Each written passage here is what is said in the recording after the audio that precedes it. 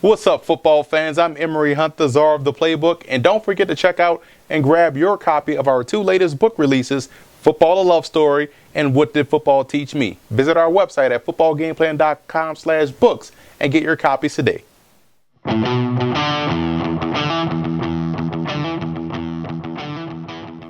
Welcome to NFL Game Plan. I'm Emory Hunt, the czar of the playbook, bring you our Week 3 preview between the Washington Redskins and the New York Giants. And I'm going to be joined by our football game plan analysts, Teron Davenport, Gene Clemens, and Chris James. And we're going to bring you this preview in only a way football game plan can. Our X factors, whiteboard workouts, film session breakdown, even coaching points and fantasy football advice. But first, let's start this video off by taking a look at my keys to victory.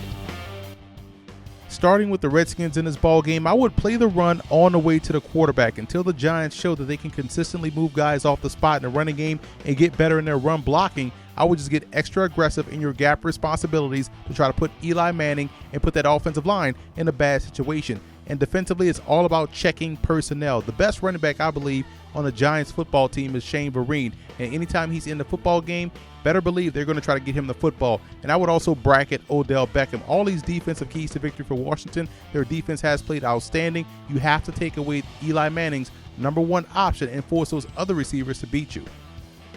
And for the Giants in this ball game, the offensive line play has to improve on both ends. They have to do a better job in moving guys off the spot in the running game, which opens things up in the passing game. I think they have to communicate better in the pass blocking department. And on defense, it's press, press, press. We'll talk about it later. You want to take away the short passing game of Kirk Cousins and force him to hold that football a little bit longer, and that way you can get him on the ground. You have to stay gap sound versus that Redskins running game. They do a great job when they move their guards, move their tackles, when they're trying to get to the edge or just even angle blocking guys. They do a great job with their offensive line and the fact that they can move those guys left to right. So if I'm the Giants, you have to stay gap sound, own your gap, and that's how you can slow down the Redskins ground game.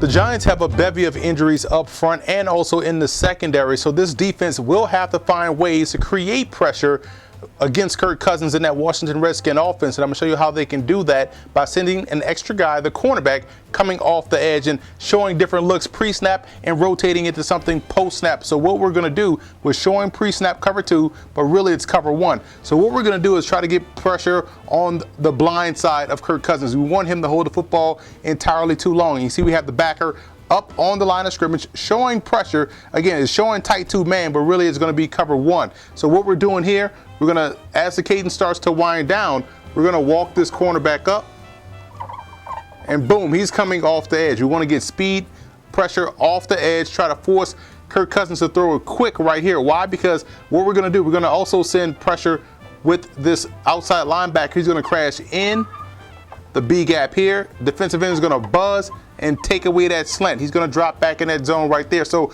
that takes away the quick slant. It forces Kirk Cousins to hold the football long.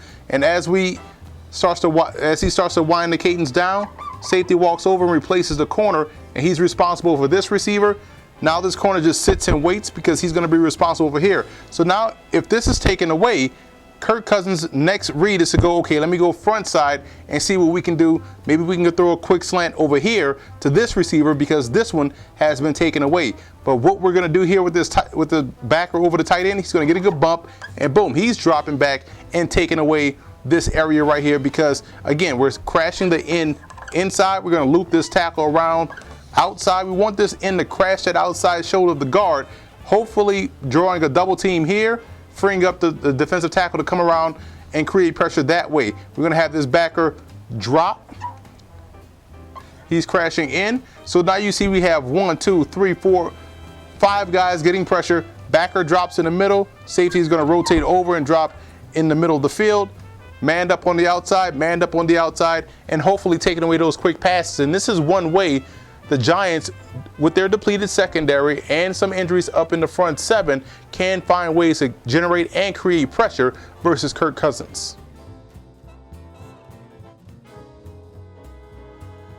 Opening up the Redskins playbook, I think Kirk Cousins has to start taking chances deep down the field and has to take chances versus tight coverage. You see right here versus St. Louis, they press on the outside, they press underneath, And this is the big enough window for a pro quarterback to fit the football in. He has to get rid of the football. That's enough space to get that receiver the ball. He held it, he took the sack, and now it's 3rd and long.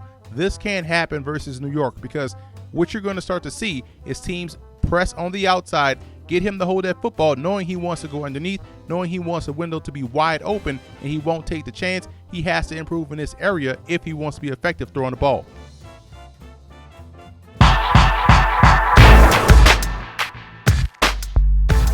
All right, so we have Giants versus Redskins Thursday Night Football. My X factor for the Redskins is Matt Jones and Alfred Morris. It's very clear that the Redskins are making a push to run the football. Last week, Matt Jones had 19 carries, Alfred Morris had 18. Matt Jones, 123 yards, 2 touchdowns, coming off the best game of his young career so far. So it's really important for the Redskins to get the ball out of Kirk Cousins' hands, work that running game, rely on that along with the defense to win football games.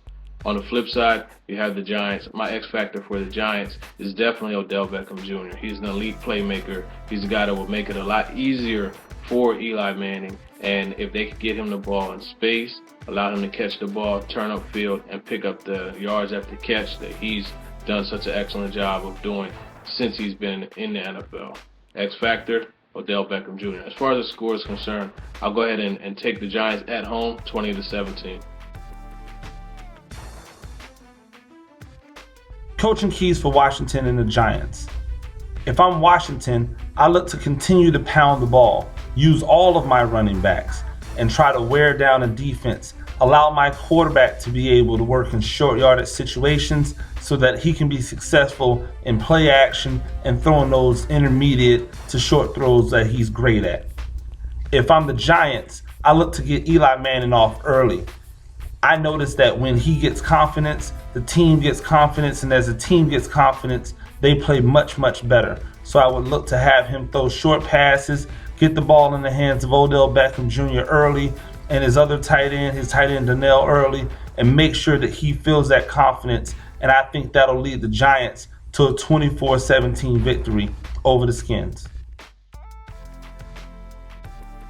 Thursday night's matchup pits the Washington Redskins against the New York Football Giants. My home start is going to be Odell Beckham Jr. Until otherwise notified, he's going to be the number 1 guy getting the targets. The Dallas game was more of an anomaly than anything, and I give it a confidence rating of an 8. My sit is going to be the Giants D. We need to figure out what's going on with that unit. They keep giving up big points in the second half of games, especially the fourth quarter. As far as the away start, I'm going to go ahead and start Alfred Morris with a confidence level of a 7. You know they're going to run the ball. They're going to try to control the clock and keep Kirk Cousins clean as much as possible. I'm going to go ahead and sit Dustin Hopkins. This is a guy who I don't think he's going to be utilized quite enough. And with kickers, you want more field goal attempts than anything else. As far as a sleeper, I'm going to go with Shane Vereen. I think the Giants, if they don't hit Odell Beckham Jr. as much as I expect them to, they're going to have to hit Shane Vereen out of the backfield. I have the Giants winning this one in a close one, 24-21.